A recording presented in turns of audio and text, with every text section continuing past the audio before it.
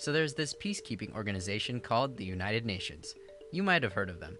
They're having their 70th annual General Assembly debate this week in New York City.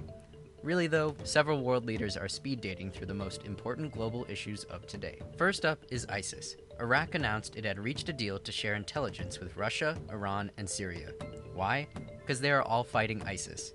But the United States was like, I don't like all these countries working together, especially Russia. Basically, the US wants ISIS to go away, but it doesn't want Russia's military all up in the Middle East. Next is the refugee and migrant crisis in the European Union. ISIS, the Syrian civil war, and weak economies have forced many people in the Middle East to flee their homeland. Europe's been dealing with a population flood for the past month. President Obama blamed Syrian President Bashar al-Assad for letting ISIS get out of control, so they don't really want to work with him. On the other hand, Putin thinks we need al-Assad's military to solve the ISIS problem. Everyone is not on the same page. The third issue is Iran.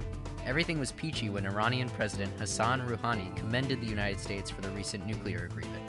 Long story short, Iran won't have to deal with harsh economic sanctions, but it has to limit its nuclear program.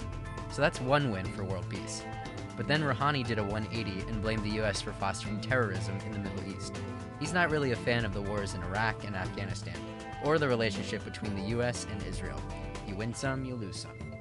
Finally, climate change. Chinese President Xi Jinping urged big countries to help smaller countries by sharing the cost of cleaning up the environment. President Obama also got buddy-buddy with Indian Prime Minister Narendra Modi over clean energy initiatives. India is on the list of major polluters who haven't committed to reducing carbon emissions yet. The UN will meet in Paris in December to finalize a global climate change pact after nearly 20 years of negotiations.